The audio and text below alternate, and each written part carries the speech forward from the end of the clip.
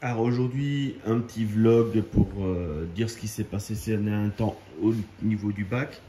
Donc j'étais en vacances, donc ça s'est plutôt bien passé. Mon distributeur de nourriture a bien fonctionné, donc ça va. Par contre, j'avais donné très peu de nourriture. Et comme j'ai donné très peu de nourriture, forcément il y a des paramètres qui ont bougé. Donc là, je suis en train doucement de le rattraper, mais j'ai eu une apparition de cyano. Autant vous le montrer, hein, parce que ça arrive à tout le monde. Voici de la cyanobactérie. Alors chez moi, elle est brune. Voilà, c'est comme ça. Donc voilà, un peu de cyano. Là, j'ai entamé hier soir une cure de sucre. J'avais d'abord réglé mon écumeur et ainsi de suite. Avant d'attaquer le sucre, j'ai revérifié que mes pompes de brassage tournaient bien, que mon calage était le bon. Donc là, petit à petit, on le voit, là, ça commence à partir. Elles se décrochent, elles vont partir dans ma filtration. Là, il en reste forcément beaucoup trop. Hein. Enfin, il en reste, quoi. Hein, c'est normal, mais dans les jours qui viennent, on voit aussi bien que j'ai pas fait mes vitres comme il faut. Et voilà, ben, dans les jours qui viennent, ça va partir. Sinon, le reste de la population, c'est plutôt pas mal. J'ai mes débulus qui se planquent ici, d'habitude en journée, tout comme mon chir qu'on a vu avant dans sa petite grotte. Voilà, il va sortir tout à l'heure. Là, c'est pas encore l'heure pour lui. On a les flaves qui sont là, donc le sarco jaune. Et puis mes sarco roses. Donc eux, c'est ceux qui ont pris le plus cher au niveau de la cyano. Donc ce que je vais faire, c'est une fois que j'aurai moins de cyano, je vais venir aussi doucement frotter. Parce qu'il y a de la cyano qui est sur les sarcos. Donc eux, ils pourront éventuellement faire une mue. Mais j'ai déjà essayé la chose, je vais venir frotter. Et il faut que je fasse gaffe aussi parce que quand elle se décroche, elle vient dans ma gorgone. Et quand elle s'accroche ensuite, je perds un petit peu de bout de gorgone. Donc je vais faire attention et venir frotter pour que quand ça se décroche, eh ben, ça puisse bien partir dans la décante. Sinon, ben, le bac, il est bien en forme, bien stable. Enfin, bien stable.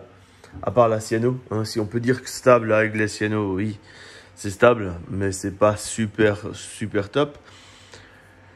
J'ai prévu bientôt là un changement d'eau dans la semaine qui vient. On va faire ça tranquillou. Je prépare mon bac à vivre sans moi pendant un certain temps, puisque je vais commencer un nouveau travail et je vais être loin du bac pendant un certain temps. Donc ça va être à madame de tenir le bac. C'est pour ça aussi que je vais faire en sorte qu'il n'y ait plus de cyano, histoire qu'elle n'ait pas ça à gérer. Et que tout soit le plus automatisé possible. Voilà, regardez. C'est quand même un sacré steak. Hein, l'épaisseur de l'hépatus, ça fait plaisir, quoi.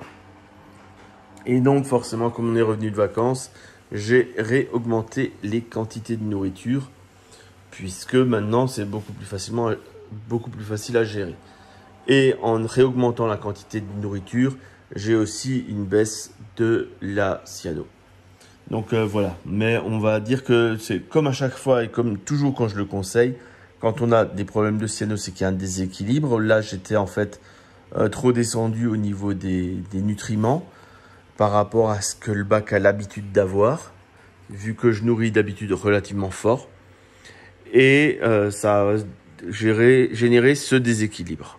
Hein, c'est pas grave, c'est juste le temps de le rattraper. Donc la stratégie, comme je l'ai déjà expliqué dans d'autres vidéos, c'est on vérifie le KH, on vérifie le brassage, on vérifie que son écumeur est bien réglé.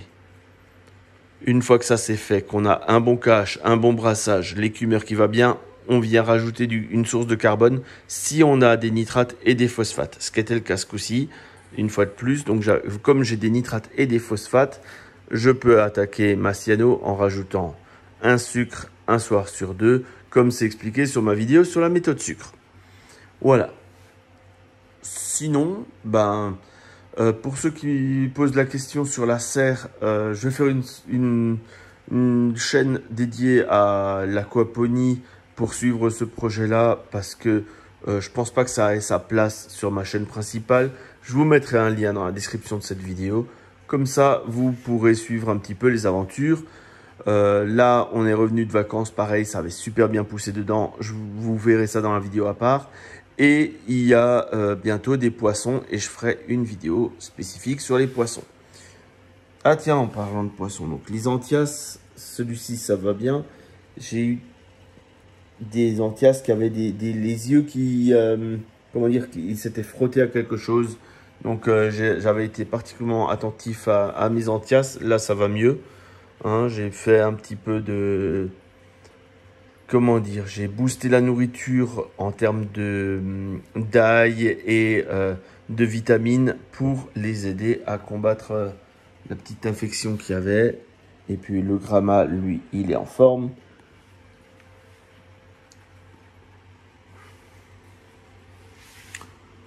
Que dire d'autre? Il n'y a pas grand chose à dire en fait. Là, pour ceux qui se posent la question, je n'ai mis aucun filtre sur mon iPhone, donc c'est la photo brute avec tous les reflets parce que j'ai pas bien fermé tous les volets, mais c'est la photo brute. Au niveau des petites boutures que j'ai mis ici, certaines ont pris, d'autres pas du tout.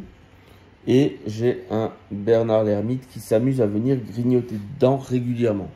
Donc ça aide pas à ce que les coraux s'y mettent. Ah, mais lui il est chiant.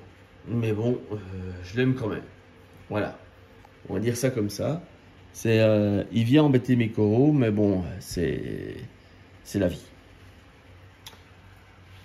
Les flaves, il n'y a pas eu de soucis ces derniers temps.